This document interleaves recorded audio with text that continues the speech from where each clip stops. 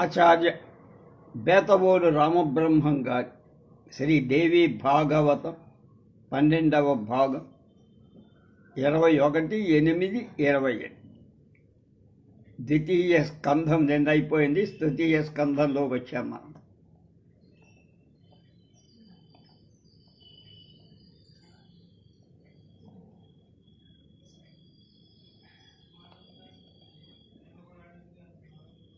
జనమేజయుడి మనస్సుకి కాసింత ఉపశమనం కలిగింది. దేవీ యజ్ఞం ఎలా చెయ్యాలో ఏమిటో వివరంగా తెలుసుకోవాలనుకున్నాడు. వ్యాస భగవానుణ్ణి అడిగాడు.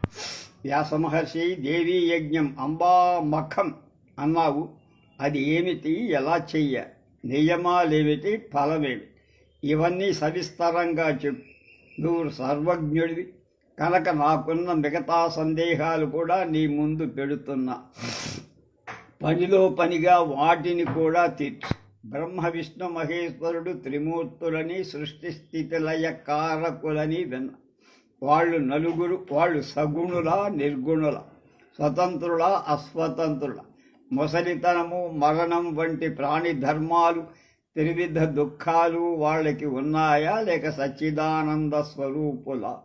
వినాలని కుతూహలంగా ఉంది. అలాగే అష్టదిక్పాలకులు, ఇంద్రాదులున్నారని వింటున్న వాళ్ళ కథ ఏమిటి, పుట్టుక ఏమిటి, కాల వశులా కాదా, నిద్ర, మెలకువ, హర్ష, శోక వంటి లక్షణాలు వాళ్ళకు కూడా ఉన్నాయా లేవా? మన శరీరాల్లాగానే వాళ్ళ దేహాలు సప్త ధాతువులతో ఏర్పడ్డాయా లేక వేరే వేరే ద్రవ్యాలతోనా? వారి గుణాలు, వాళ్ళ ఇంద్రియ శక్తులు, వాళ్ళ భోగాలు, వారి ఆయుర్దాయాలు, నివాస స్థానాలు, వైభవాలు, విభూతి అంటే ఐశ్వర్యం, ఇవన్నీ తెలుసుకోవాలని అనుకుంటున్నాను. నా జిజ్ఞాస తీర్చు. జనమేజయ, చాలా గడ్డు ప్రశ్నలు వేశావయ్యా.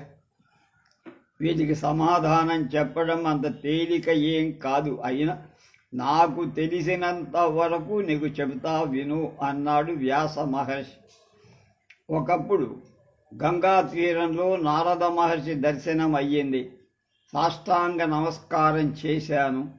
ఆ మెత్తటి ఇసుక తిన్నెలపై నన్ను తన పక్కన కూర్చోబెట్టుకున్నాడు.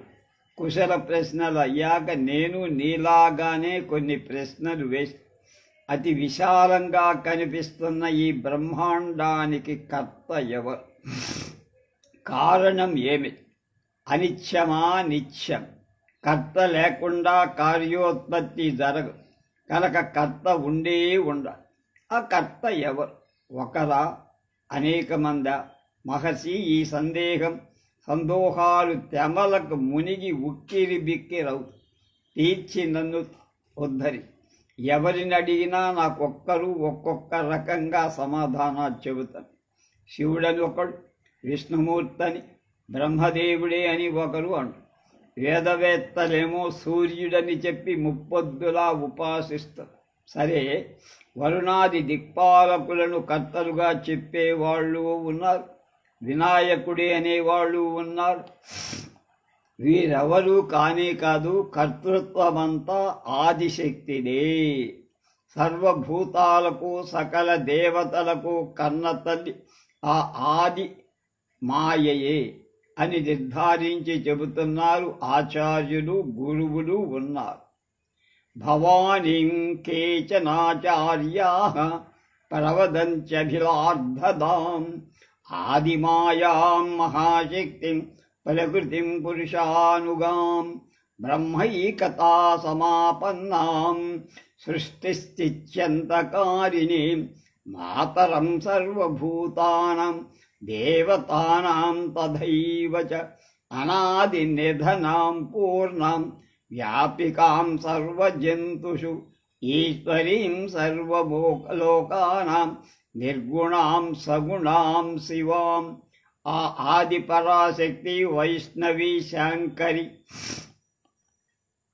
బ్రహ్మి, వాసవి, వారుణి, వారాహి, నారసింహి, మహాలక్ష్మి అనే పేర్లతో ఆమెను పిలుస్తూ ఉంటారు.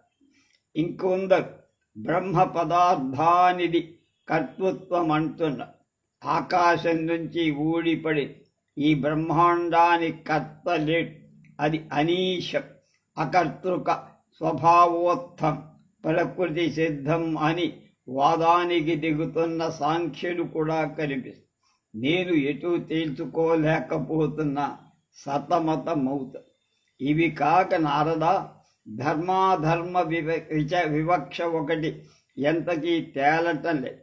ఏది ధర్మము ఏది అధర్మము గుర్తించలేకపో సత్యధర్మరతులై సత్వగుణోపేతులైన దేవతల పాపాత్ములు తామసులు అయిన దానవులు నిత్యము పీడిస్తూ మా వంశంలోనే చూడు, పాండవులు ధర్మాత్ములు కదా, సదాచార పరాయణులు కదా, ఎన్ని కష్టాలు పడ్డారు, ఎంతగా దుఃఖించారు అందరికీ తెలుసు. మరి ధర్మస్థితి ఏమి?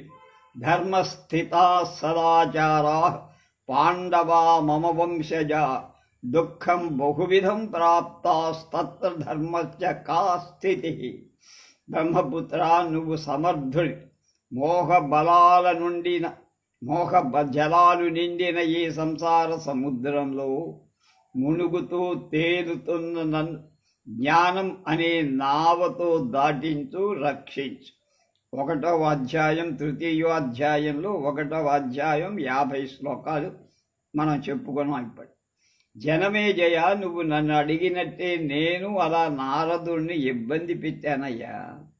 అయితే ఆ దేవర్షి జ్ఞాని కనుక ఓపికగా సమాధానాలు చెప్పా. అవన్నీ యథాతథంగా నీకు చెబుతా, శ్రద్ధగా విని గ్రహించు. నారదుడు నాతో ఏమన్నాడంటే అని మొదలు. వ్యాస మహర్షి ఒకప్పుడు ఇవే ప్రశ్నలు నేను మా తండ్రి గారి అంటే బ్రహ్మదేవుణ్ణి వేశా. నేను ఎవరిని ఆరాధించాలో, సర్వోత్కృష్టుడు ఎవరో చెప్పమన్నా. ఎన్ని తీర్థాలు సేవించిన, ఎన్ని సాధనలు చేసిన మనస్సుకు శాంతి దొరకటం లేదు. పరతత్వం తెలియందే శాంతి ఎక్కడిది? సందేహాలతో వికీర్ణమైన చిత్తానికి స్థిరత్వం ఎక్కడిది? అవిజ్ఞాయ పరం తత్వం కుతః శాంతి పరం తప.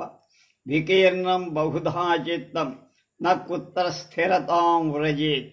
ఎవరిని స్మరించ, ఎవరిని యజించ, ఎవరిని స్తుతించ, ఎవరిని అర్చించ చెప్పు. సర్వేశ్వరుడెవరు? ఇలాంటి ప్రశ్నలు వేస్తే బ్రహ్మదేవుడు ఆశ్చర్యపోయి ఇలా అన్న, నాయనా, నువ్వు అడిగిన ప్రశ్న ఉత్తమోత్తమాలే, కానీ సమాధానాలున్నాయే దుర్బోధాలు, అంటే అర్థం చేసుకోవడం కష్టమే.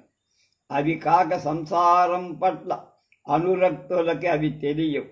విరక్తులు, నిరీహులు, నిర్మత్సరులు మాత్రమే తెలుసుకుంటారు. వాళ్ళే సమాధాన ప్రదాతలు. సమాధానం చెప్పాలంటే వాళ్ళే చెప్పారు. ఎందుకు? నిత్యం భగవత్ సన్నిధానంలో ఉంటారు.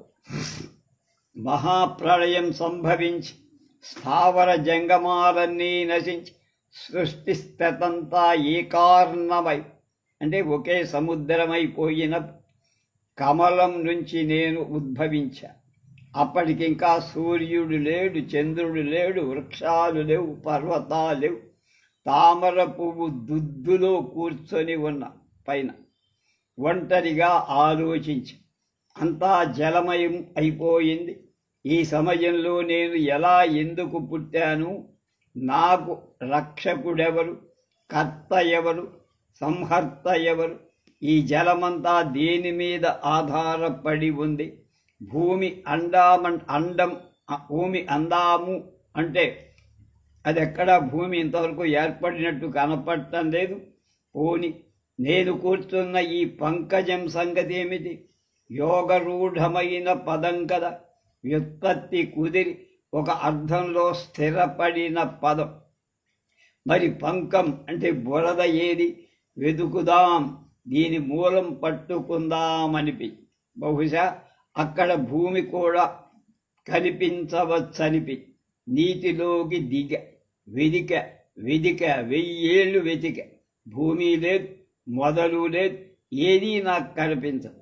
కానీ ఆకాశం నుంచి తపహ తపహ అంటే తపస్సు చెయ్యి, తపస్సు చెయ్యి అంటూ అశరీరవాణి ఒకటి నాకు వినిపించి, అలాగేనని పద్మంలో కూర్చొని 1000 ఏళ్ళు తపస్సు చేయి.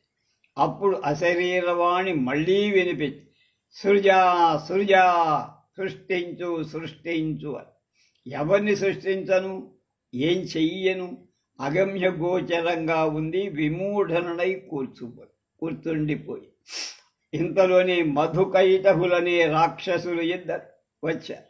యుద్ధానికి రమ్మంటూ నన్ను భయపెట్టి, అప్పుడు తామర పువ్వు కాడలోంచి కిందికి నీటిలోకి దిగా చాలా లోతుకి వెళ్ళిపోయా.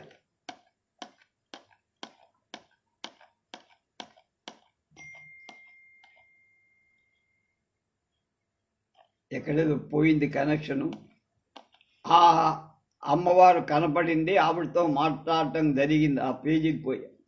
ఆ మాటలకు జగదంబ చిన్నగా నవ్వి, ఇంతకీ ఒక శుభ విమానం ఆకాశం నుండి వేగంగా వచ్చింది.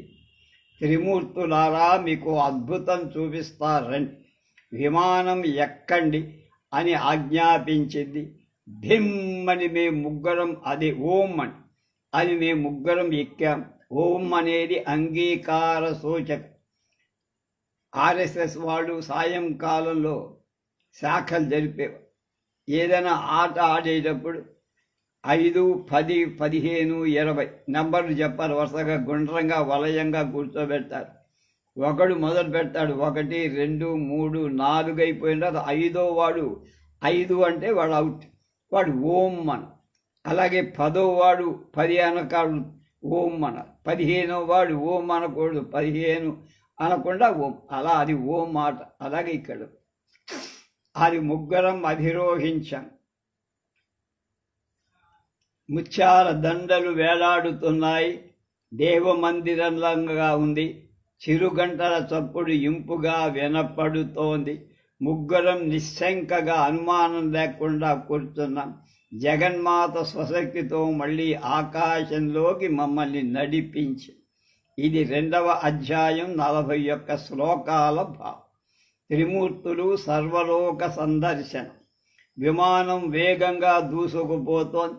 ఒక ప్రదేశంలోకి వెళ్ళేసరికి ఆశ్చర్యం కలిగి, అక్కడ నీళ్లు లేవు, ఫలభరితాలైన వృక్షాలు, కోకిల కలపూజితాలు, రమణీయమైన ఉద్యానవనాలు, పర్వతాలు, పచ్చిక నేల, నదులు, స్త్రీ పురుషులు, రకరకాల మృగాలు, వాపీకూప తటాక పల్వలాలు, సెలయేర్లు, అన్నీ అద్భుతంగా కన్నుల పండుగగా కనపడు. విమానం వెళుతూనే ఉంది. ఎట్టజెటుట సుందర నగరం, దివ్య ప్రాకారం, బారులు తెచ్చిన బంగారు లోగిళ్లలో యజ్ఞశాలలు,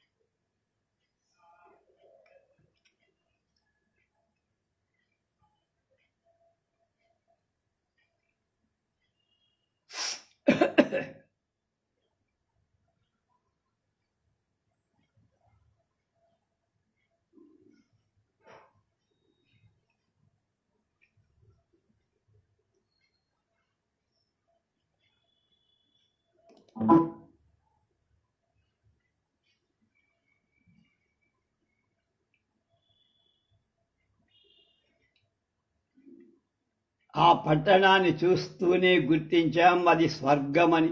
ఎవరు నిర్మించారో కదా ఇంత అబ్బురంగా అని అనుకుంటున్నా. ఇంకొంచెం ముందుకు చూపు సారించి దివ్య తేజస్సంపన్నుడై వేటతో వినోదిస్తున్న ఒక రాజు కనపడి, మరుక్షణంలో విమానం మరో దిశకు నడిచి అక్కడ నందనవనం కనిపించి, అందులో ఘుమఘుమలాడుతోంది పారిజాత వృక్షం. దాని నీడలో 4 దంతాల ఐరావతం అక్కడ కనపడి, ఐరావతానికి మామూలుగా ఏనుగు 2 దంతాలైతే ఐరావతానికి 4 దంతాలు. వనమంతటా అప్సరసలు గుంపులు గుంపులుగా క్రీడిస్తున్నారు. నృత్య సంగీతాలు కోలాహలంగా సాగుతున్నాయి. గంధర్వ యక్ష విద్యాధరులు వందలు ఆ మందార వనంలో ఆడుకుంటున్నారు, పాడుతున్నారు, ఆనందిస్తారు. పౌలోమి అంటే శచీ సహితుడైన దేవేంద్రుడు అక్కడే వినోదిస్తున్నాడు. పులోమ కొడుకు పౌలోమి. యమ కుబేర వరుణ అగ్ని సూర్య దేవతలు కనిపించారు, సంతోషించారు.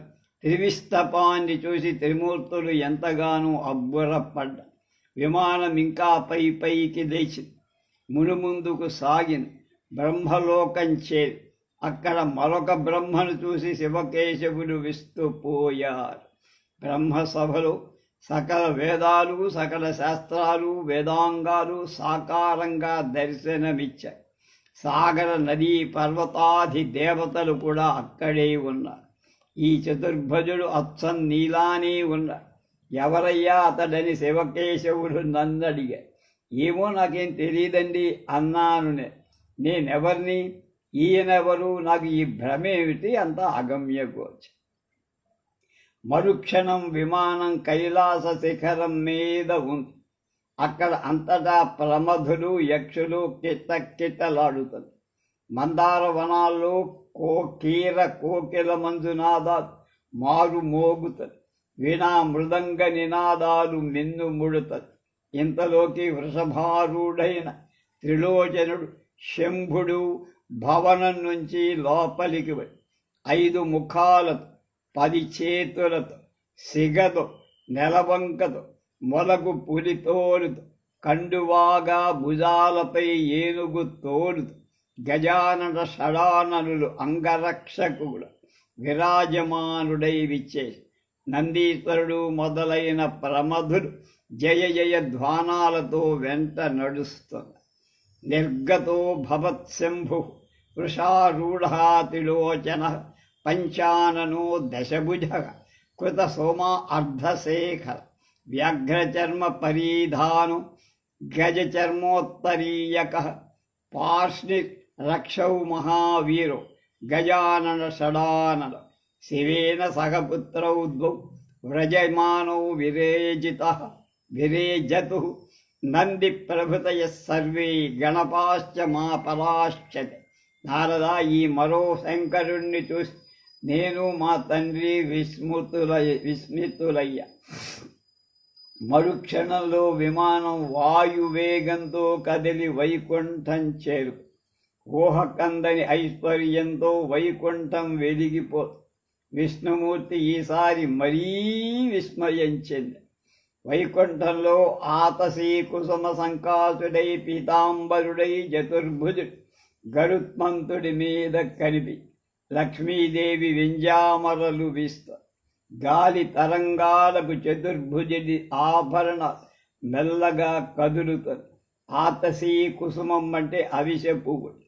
ఆతసీ కుసుమాభాస శ్రీపీతవాసాశ్చతుర్భుజ ద్విజరాజ అధిరూఢశ్చా దివ్యాభరణభూషితః విద్యమానస్తదా లక్ష్మ్యా కామిన్యా చామరైః శుభైః తం వీక్ష విస్మితాః సర్వే వయం విష్ణుం సనాతనం. శివుడు నేను చకితులయ్యా. ముగ్గురం ఒకరి ముఖాలు ఒకరు చూసుకుంటూ కూర్చున్నాం. విమానం వెడుతూనే ఉంది. క్షీర సముద్రం వచ్చి తెల్లని కెరటాలు నురుగులు కగ్గుతూ లేచి పడుతారు. హోరు చెవులకు సోకుతారు. ఆ సముద్ర మధ్యంలో ఒక ద్వీపం. మందార పారిజాతాది దివ్య వృక్షాలు దట్టంగా అలమికున్నాయి. చిత్ర విచిత్రాలైన ఆస్థరణాలు తివాసీలు ఉన్నాయి. ముత్యాల దండలు వేలాడుతారు. పూల దండలకు లెక్కలే. అశోక వకుళ వృక్షాలు, మొగలి పొదలు, సంపెంగ పొద పరిమళాలను వెదజల్లుతారు.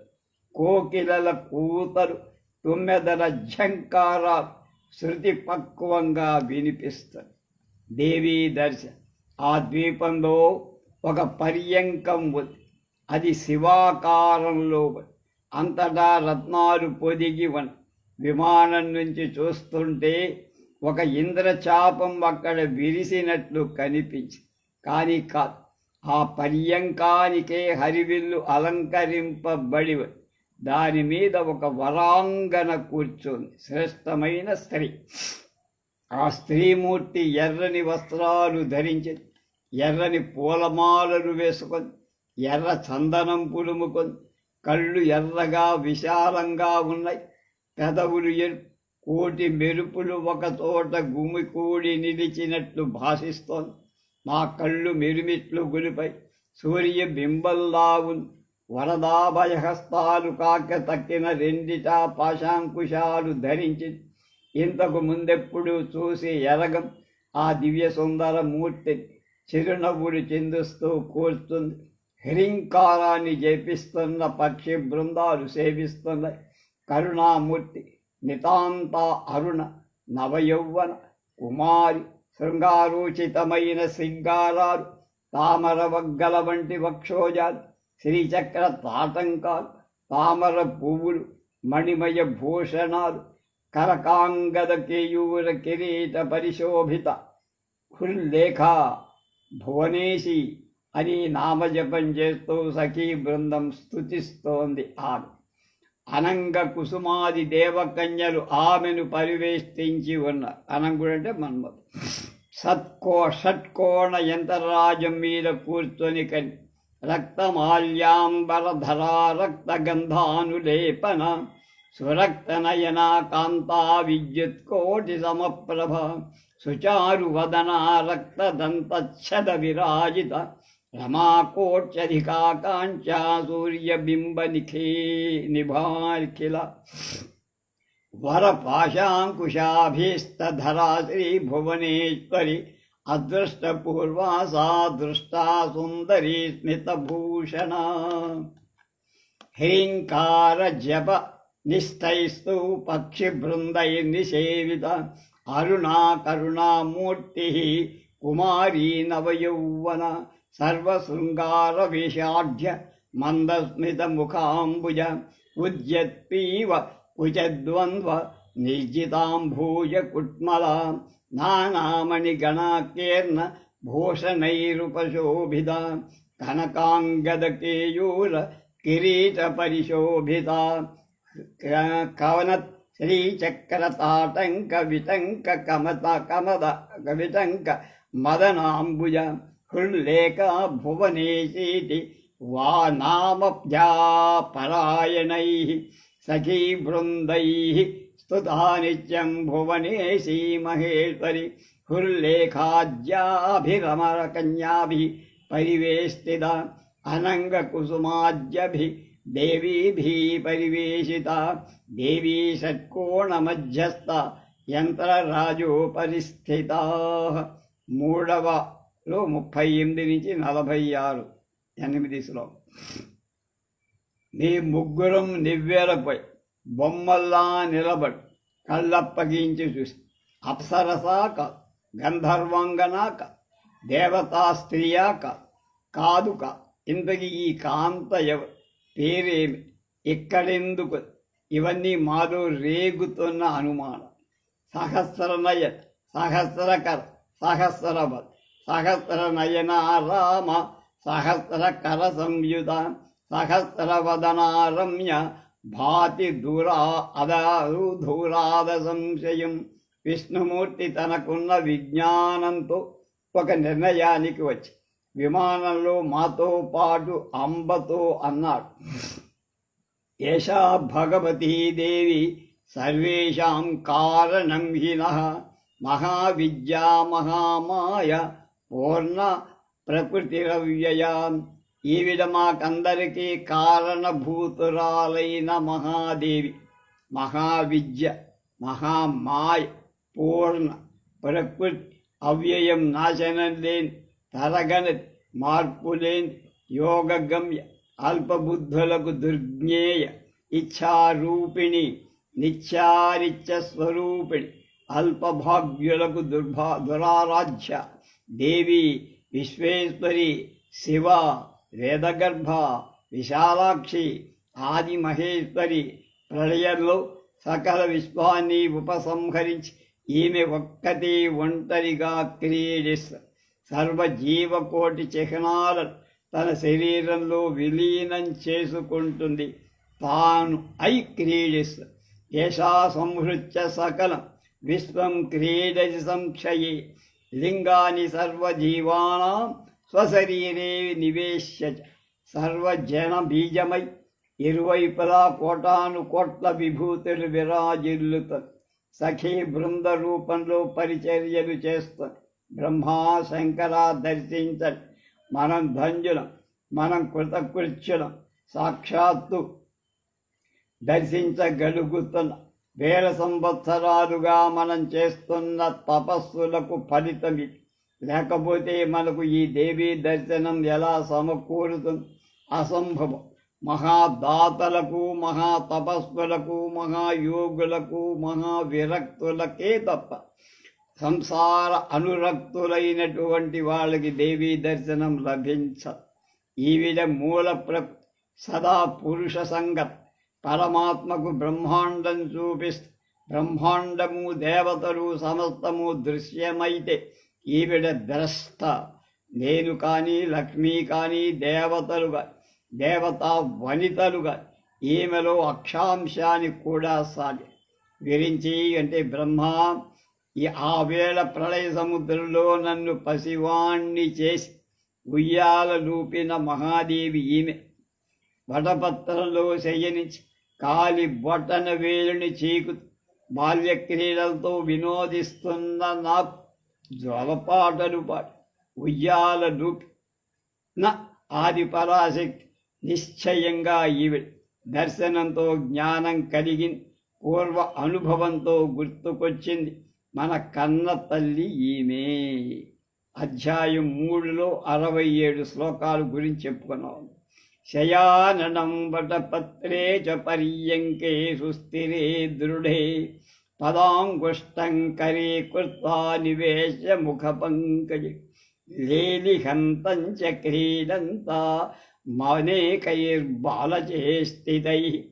రమమాణం కోమలాంగం వటపత్రపుటే స్థితం గాయంతి దోలయంతి చ బాలభావాన్మయీ స్థితి సేయం సునిశ్చయం జ్ఞానం జాతం మే దర్శనాదిహ కామం నో జననీ సైష శృణుతం ప్రవదామ్యహం అనుభూతే మయా పూర్వం ప్రత్యభిజ్ఞా సముత్థిత. 3లో 64 నుంచి 67 శ్లోకాలు. నారద, మా అందరిలో విష్ణుమూర్తి ముందుగా జగన్మాతను గుర్తుపట్టి నిర్భయంగా సన్నిధికి వెళద, సాష్టాంగ పడద, పదాల చెంత నిలిచి స్తుతిద్ద. పరిచారికలు కనుక మనల్ని లోపలికి వెళ్ళనివ్వకపోతే గుమ్మంలోనే నిలబడి స్తుతిద్ద. నడవండి అన్న, సరే అన్న. సంబరపడ్డ. విమానం దిగి త్వరగా ద్వారం చేర జంకుతూ నిలబడ్డ. మహాదేవి చూసి చిరునవ్వు విసిరి మేము ముగ్గురం స్త్రీలుగా మారిపోయి దివ్య సుందర రూపాలతో దివ్యాభరణ భూషితలమైపోయా. ఆశ్చర్యపడుతూనే సన్నిధికి చేరుకొని పాదాల చెంత నిలిచ ప్రేమ నిండిన చూపులను మాపై ప్రసరింపచేసింది. వినయంగా భక్తి ప్రపత్తులతో నమస్కరించాం. ఒకరినొకరు వింతగా చూసుకుంటూ నిలబడ్డాం. నానారత్న విభూషదై కోటి సూర్య ప్రతీకాశమైన దేవి పాదపీఠాన్ని తదేక దీక్షతో చూస్తున్నాం. అమ్మవారిని పరివేష్టించి ఉన్న సఖీ జనంలో కొందరు రక్తాంబరధారిణి, మరికొందరు నీలాంబర, మరికొందరివి పీతాంబర. అందరూ సౌందర్య రాసులే. వారి వస్త్రాలు, విభూషణాలు, కట్టు బొట్టు అంతా విచిత్రంగా ఉంది, వినూతనంగా. కొందరు పాడుతున్నారు, కొందరు ఆడుతున్నారు, కొందరు నాదస్వరం వాయిస్తున్నారు, మరికొందరు వీణలు పలికిస్తున్నారు, గాన మాధుర్యంలో పలవరిస్తున్నారు, నారదా అక్కడ ఒక అత్యద్భుతం చెబుతున్నా, మనసు పెట్టి విను. దేవి పాదపీఠం తిలకిస్తూ నిలబడ్డాం కదా, మా చూపుడు దేవి పాద పద్మాల మీద ప్రసరించాయి. బొటన వ్రేలి గోడు ఒక అద్దంలా తళతళల చూద్దాం కదా. స్థావర జంగమాత్మకమైన బ్రహ్మాండమంతా ఆ నఖ దర్పణంలో అంటే కాలి గోరు అనే ఆ దర్పణం అంటే అద్దంలో మొత్తం సృష్టి అంతా నఖ దర్పణ మధ్యే వైదేవ వ్యాశ్చరణ పంకజే బ్రహ్మాండం అఖిలం సర్వం తత్ర స్థావర జంగమం.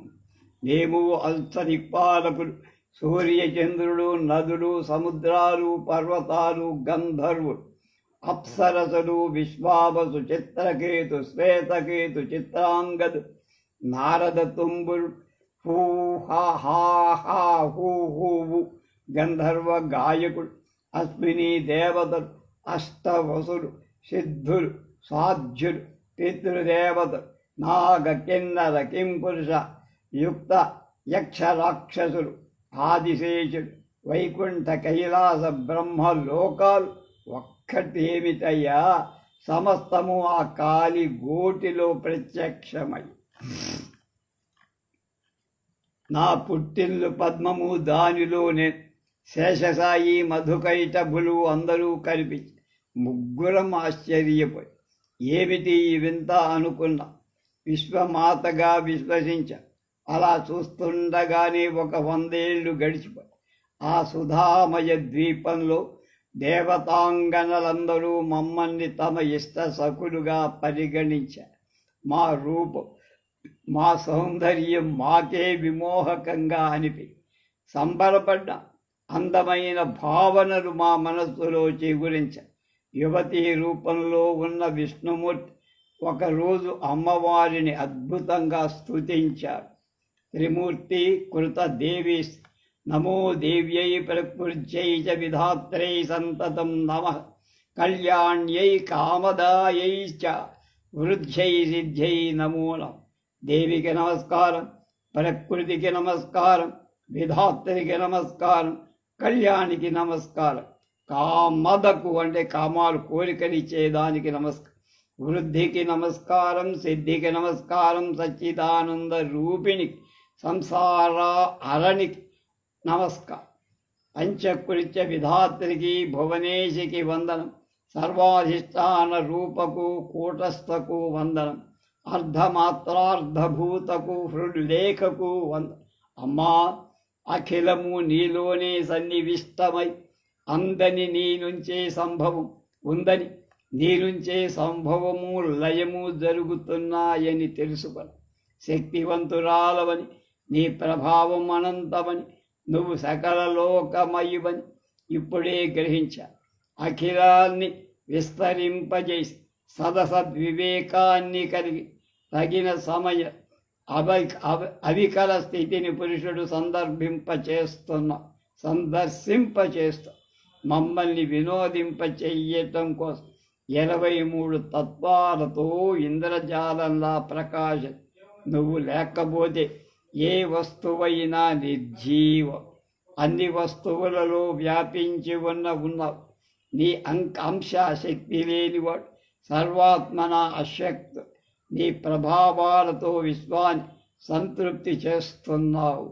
నీ తేజస్సులతో విశ్వాన్ని ప్రకటిస్తున్నావు. దేవి, కల్పాంతంలో నీ వైభవాన్ని, నీ చరితను ఎరిగిన వాడెవ్వడూ లేడు. మధుకైటభుల నుంచి మమ్మల్ని కాపాడిన జనని. నీ దర్శనం వల్ల ఆనంద అనుభవంలో పరకోటికి చేరుకొని నీ ప్రభావం రచించిన సృష్టించిన భువనాలు ఎన్నున్నాయో ఎవ్వరికీ తెలియదు. నీ చరిత్ర ఊహలకు కూడా అందదు. నేనే కాదు, ఈ చతుర్భుజుడు, ఈ శంకరుడు కూడా నీ గురించి తెలుసుకోలేం, ఊహించలేం. ఇంకా ఇతరుల మాట చెప్పాలా? హే మహామాయి, ఈ భువనంలో మరో 3 త్రిమూర్తులు ఉన్నట్టు ఇప్పుడే చూశా. తక్కిన భువనాలు ఎన్నున్నాయో, త్రిమూర్తులెందరున్నారో ఎవరికి తెలుసమ్మా. నీ ప్రభావం అమేయం, అచించ. నీ పాదాలకు సాష్టాంగపడి నమస్కరించి మరి యాచిస్తున్నాను. నీ దివ్య రూపం నా హృదయంలో, నీ దివ్యనామం నా నాలుకపై నిరంతరం ఉండ, శాశ్వతంగా ఉండ. నీ పాద పద్మాలను నిత్యం సందర్శించే భాగ్యం అనుగ్రహి.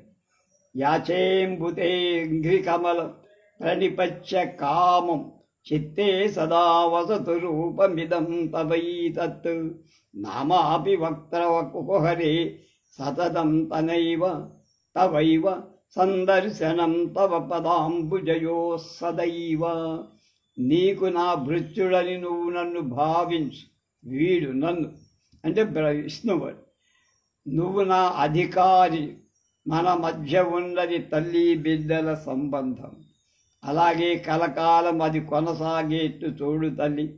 భృత్యో యమస్తి సతతం మయి భావనీయం త్వాం స్వామినీతి మనసా నను చింతయామి. యశా వయో విరకితా కిం దేవీ భూయాత్ వ్యాప్తి సదైవ జననీ సుతయోరివార్యే. ఈ సృష్టిలో నీకు తెలియంది లేదు. సర్వజ్ఞకతకు నువ్వు చివరి సరిహద్దు. అలాంటి నీకు పామరుణ్ణి నేనేం చెప్పుకోగలనమ్మా. నీ ఇంగితాన్ని బట్టి నాకు ఏది కావాలో, ఏది అవసరం అది నువ్వు ప్రసాద్. సృష్టి స్థితి లయకారుడు అని మా ముగ్గురికి లోకంలో పేరుంది కదా. కానీ సత్యమేమిటంటే నీ ఇష్టం వల్ల, నీ ఇచ్ఛ వల్ల మేము మా విధులు నిర్వహించగలుగుతున్నాం, అంత మాత్రమే. త్వం వేచ్చి సర్వమఖిల భువన ప్రపంచం సర్వజ్ఞతా పరిసమాప్తి నితాంత భూమి. కిం పామరేణ జగదంబ నివేదనీయం యద్యుక్తమాచర భవాని తవేంగితం స్యాత్. కనిపించే ఈ జగత్తునంతటినీ భూమి మోస్తూ అనడం అబద్ధం. నిజానికి ఆధార శక్తికి నువ్వే. సూర్యుడు వెలిగేది కూడా నీ ప్రభతో. నువ్వు విరజం. నీ ప్రభావంతో జన్మించాం కనుక మేము నిశ్చులం కాదు. ఇక దేవేంద్రాదుల మాట చెప్పాలా? నువ్వు మాత్రమే నిత్యం, సనాతన పురాణ ప్రకృతి. ఇంతకాలం నేనే ప్రభువు అనాది అనీన ఈశః విశ్వాత్మక అనుకుంటున్నా. ఇప్పుడు నీ సన్నిధిలో ఈ మహాపురుషుణ్ణి చూశాక కనువిప్పు తామసిక ప్రవృత్తి వదిలి నువ్వు బుద్ధిమంతులకు బుద్ధివి విద్య, శక్తిమంతులకు శక్తి, కీర్తిమంతులకు కీర్తి, కాంతిమంతులకు కాంతి.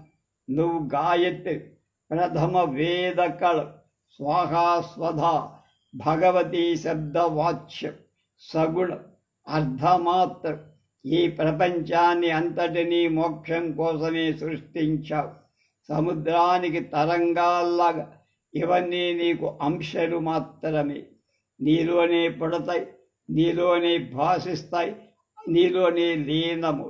ఈ రహస్యాన్ని జీవుడు తెలుసుకున్నప్పుడు మాయనంతటినీ నువ్వే ఉపసంహరిస్తావు. ప్రదర్శన ముగియగాని నటుడు తన వేషమంతా తొలగించుకోడా. అలాగే మహాది నువ్వే రక్షకురాలి. ఈ మోహ జలది నుంచి నన్ను ఉద్ధరించు. రాగాది భావాలను తొలగించి దుఃఖాలను ఉపసింపచేసి సత్య ప్రకాశనం కని ఓ మహావిద్య, ఓ దేవి, ఓ శివా, సర్వప్రదా నీ పాదాలకు నమస్కరిస్తున్న జ్ఞాన ప్రకాశాన్ని ప్రసాది. 4వ అధ్యాయం 49 శ్లోకాల భావం. నమో దేవి మహావిద్యే నమామి చరణౌ తవ సదా జ్ఞాన ప్రకాశం మే దేహి సర్వార్ధదే శివే. నారదా విష్ణుమూర్తి అమ్మవారిని ఇలా స్తోత్రం చేసి విరమించిన తర్వాత శివుడు భక్త్యావేశంతో స్తుతికి ఉపక్రమించాడు. ఓ సకల లోక నిర్మాణ చతుర, బ్రహ్మది విష్ణువులే నీ ప్రభావం వల్ల జన్మించారంటే నేను అంతే కదా. పంచభూతాలు నువ్వే తిరిగి మరొకంటికి కారణమవుతారు. బుద్ధి, మనస్సు, అహంకారం నువ్వే. త్రిమూర్తులను సృష్టికర్తలుగా చెప్పే వాళ్ళకి నిజమని తెలియదు. అసలు శిశులు సృష్టితత్వం, కర్తృత్వం నీ. త్రిమూర్తులు నీ సృష్టి. పంచభూతాలతో సృష్టి జరిగిన దానిలో నీ కళ లేని చైతన్యం రాదు. సృష్టిలో జీవకళవులు, ప్రాణశక్తివులు. అంచేత నీ చిత్తం వచ్చినప్పుడు సృష్టిస్తావు, ఆపేయాలనుకున్నప్పుడు ఆపేస్తావు. నీ పదాంబుజ రేణువుని నీ ఆజ్ఞగా స్వీకరి మేము మా విధులు నిర్వహిస్తున్నాం. సకలలోక శుశ్రూక్షురహం హరి కమలభూశ్చ భవాను యదాంబిక తవ పదాంబుజ పాంశు పరిగ్రహం సమధిగమ్య తదా నను చక్రిషు. ఏ అంబికే, నువ్వు ఎప్పుడూ దయామయివి కనుక మా ముగ్గురికి 3 గుణాలు, 3 ముఖ్యమైన బాధ్యతలు అప్పగి. నీ సృష్టిలో ఎంత వైవిధ్యమమ్మా! సచివ, భూపతి, నృత్యభేదాలు, బహుధన నిర్ధన వైషమ్య, చిత్ర విచిత్రమైన సృష్టి.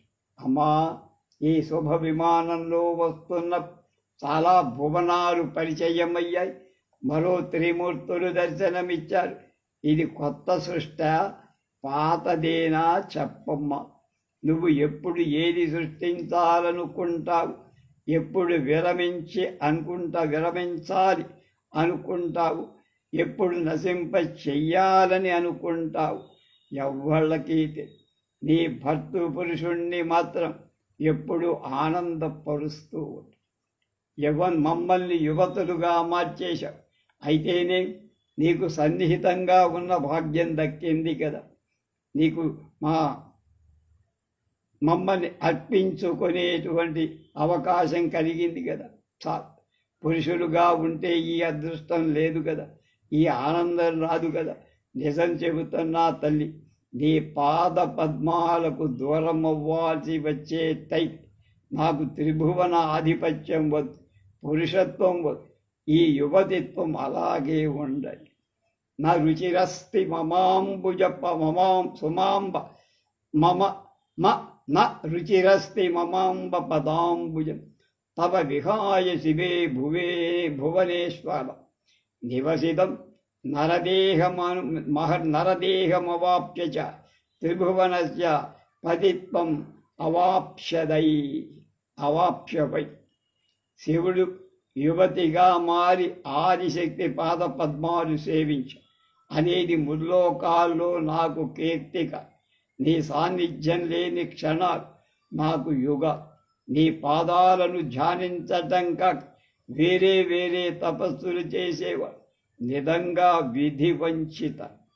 అగౌరవాన్ని గౌరవంగా భ్రమించి ఆత్మవంచన చేసుకోండి. తపస్సులు, యోగాలు, యాగాలు వీటి వల్ల ముక్తి ఎప్పుడు వస్తుందో, అసలు వస్తుందో రాదో ఎవడు చెప్ప. కానీ నీ పాదపద్మాల పుప్పొడి రేణు సోకితే చాలు, అదే ముక్తి, అదే మోక్షం. అమ్మా, నేను నిరంతరం జపించడానికి, ఆనందించడానికి ఏదైనా ఒక దివ్య మంత్రం ఉపదేశి. కిందటి జన్మలో నవాక్షర తారక మంత్రం ఉపదేశించి అది ఇప్పుడు స్మరణలో లేదు. దయచేసి మళ్ళీ ప్రబోధించు ఉపదేశం. శివుడి అభ్యర్థనను జగదంబిక సంతోషించింది.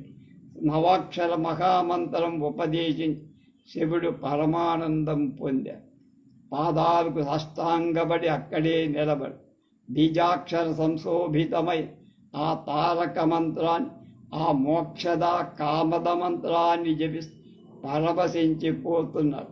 అది చూసి నేను జగదీశ్వరుని స్తుతించడం మొదలుపెట్టి, ఏ సర్వజ్ఞురాలా, ఇంత సన్నిహితంగా, ఇంత స్పష్టంగా నీ దర్శనం కలిగించే శక్తి వేదాలకు కూడాలి. అవి ప్రతిపాదించే హోమాలన్నింటిలో స్వహా రూపినివి నువ్వే. ఇంత అద్భుతమైన బ్రహ్మాండాన్ని సృష్టిస్తున్నాను, నాకంటే సమర్థుడెవరు అని ఎంతకాలం నేను గర్వపడ్డా. ఆ అహంకారంతో భవసాగరంలో మునిగిపో నీ ఆజ్ఞను పాలి సృష్టికర్తను కాగలగటం నాకు ఒక ధన్యత్వాన్ని ఇప్పుడు తెలుసుకోగలి. కానీ తల్లి, ఇప్పుడు నాకు ఒక కొత్త గర్వం కనబడుతోంది. నీ పదాంబుజ పరాగాన్ని స్వీకరించాను అనేది ఇప్పటి నా గర్వం. నిజం చెప్తున్నానమ్మా, కేవలం నీ దయ వల్ల ధన్యుణ్ణయ్యా. నన్ను పట్టి బంధించిన మోహ నిగళాలను పటాపంచలు చేసి నాలో నీ పట్ల ఉన్న భక్తిని స్థిరంచి సరోజంలో పుట్టా. దాని నుంచి ఎలా విముక్తుడిని చేయాలో, విముక్తుడిని అవ్వాలో చెయ్యి. అంతా నీదయ. నీ ఆజ్ఞను పాటించడం ఒక్కటే నాకు తెలిసిన విద్య. నీ కింకరుణ్ణి నన్ను దయచూడు. నిన్ను నీ ప్రభావాన్ని ఎరగని వాడు నన్ను ప్రభు అంటున్నారు. పాప స్వర్గం కోరి యజ్ఞాలు చేసి వేదవేత్తలు కూడా ఇలాంటి భ్రమలోనే ఉండటం, నిన్ను తెలుసుకోలేకపోవడం చాలా విడ్డూరం అమ్మా. నువ్వు నన్ను సృష్టించావు, అది సృష్టిని చతుర్థా విభాగించుకొని ఆజ్ఞాపించావు. అది ఇప్పటికీ తెలుసుకున్నా. ఇప్పటి వరకు ఉన్న నా అహంకారాన్ని క్షమి. అష్టవిధ యోగ మార్గాలలో అష్ట కష్టాలు పడే మూఢుణ్ణి చూస్తే జాలేస్తోందమ్మా. ఉచ్చారణకు మాత్రం చేతనే పవిత్ర చరితుల్ని చేసి మోక్షాన్ని ప్రసాదించే నీ నామ మహిమ వాళ్లకు తెలిపి ఏదో ఒక వంకతోనైనా ఉచ్చరించి సిద్ధి పొందరు. అదేం చిత్రము. ఆది సృష్టిని చతుర్థా విభాగించడం నీకొక పెద్ద పనేంక. కేవలం చూపులోనే పని చేయగ. అయినా విధి అంటూ నన్నొకడిని కలిపి ఆ పని నాకప్పగించు. నా తండ్రి విష్ణుమూర్తి జగద్రక్షకుడు అనడం నన్ను సృష్టికర్త అనడం లాంటిది. కాకపోతే మధుకైటవల నుంచి నువ్వు రక్షించాల్సింది వచ్చింది ఎందుకట? నా నుదిటి నుంచి పుట్టిన శివుణ్ణి సృష్టి సంహారకుడు అనిపిస్తున్నది కూడా నువ్వే కదా.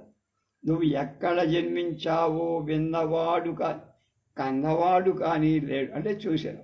ఎలా జన్మించావు తెలిసిన వాడు లేడు. నువ్వు ఆదిశక్తి, ఏకైకా ద్వితీయ శక్తి. అంచేత నీ తంత్రాలు మంత్రాలు తప్ప నిన్ను తెలుసుకోవటానికి మరొక మార్గం లేదు, మరో ఉపాయం కూడా లేదు. నువ్వు కేవలం స్వతంత్రురాలివి. నతే జన్మ కుత్రాపి దృష్టం శతం వా కుత సంభవస్తేన కోపీహ వేద ఇదాధ్యాపి శక్తిస్త్వమేకా భవాని స్వతంత్రై సమరైస్తైరతో బోధితా.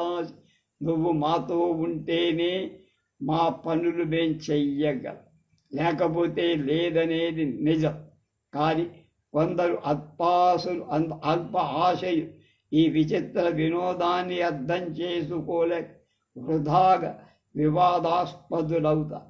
ఆద్యుడైనటువంటి ఈశ్వరుడు అకర్త, అనీహుడు, అనుపాధి, అకళశ్రీ. నీ వినోదం, నీ వితీర్ణం, శక్తి ప్రదానం చూస్తూ ఉంటాడని విధిజ్ఞులు అంటారు.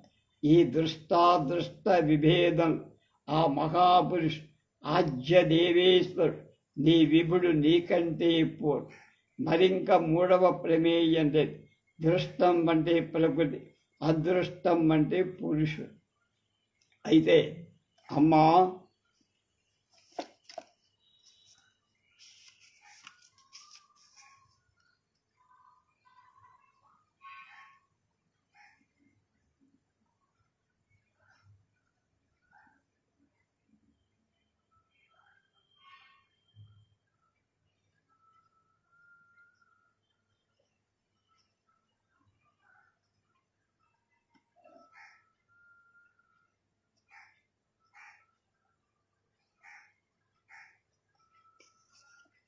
నాదొక చిన్న సందేహం. వేదవాక్యం మిథ్య కాదు కనుక, కాదివ్వకూడదు కూడా కనుక అడుగు. విరోధాన్ని పరిహరించి మనశ్శాంతిని ప్రసాది. ఏకమేవా ద్వితీయం బ్రహ్మ అని కదా వేదాలు చెప్పేది. అది నువ్వా లేక నీ విభుడైన పరాత్పర మహాపురుష? ఏకమేవా అద్వితీయం యద్బ్రహ్మ వేదా వదంతి వై సాకిం త్వం పాప్యసౌ నాకిం సందేహం నివర్తయ. ఏకత్వ ద్విత్వ విచారణలో మునిగిపోయి నా మనస్ ఒక నిశ్చయానికి రాలేకపోతోంది. పుణ్య విశేషం వల్ల నీ పాద పద్మాల సమాశ్రయించగలి కాబట్టి నీ ముఖత వినే అవకాశం లభించింది. నా సందేహం తీర్చు. నిజానికి నువ్వు పురుషుడివా స్త్రీవా అది కూడా మాకు చెప్పు. పరాశక్తిని తెలుసుకొని భవసాగరం నుంచి విముక్తుణ్ణి అవుతాను. పుమానసి త్వం స్త్రీవాసి పద విస్తరతో మమ జ్ఞాత్వాహం పరమాం శక్తిం ముక్తః శ్యాం భవసాగరాత్. నారద, వినయంగా కేవల జిజ్ఞాసతో అడిగిన నా ప్రశ్న మహాదేవి మృదువుగా క్లుప్తంగా సమాధానం చెప్పింది. సందేహం తీర్చింది. విషయం చెబుతా విను. ఆమె ఏం చెప్పింది? దేవీకృత తత్వోపదేశం ఏమిటి? శక్తి ప్రదానం ఎలా జరిగింది అనే విషయాలు రేపు తెలుసుకుందాం.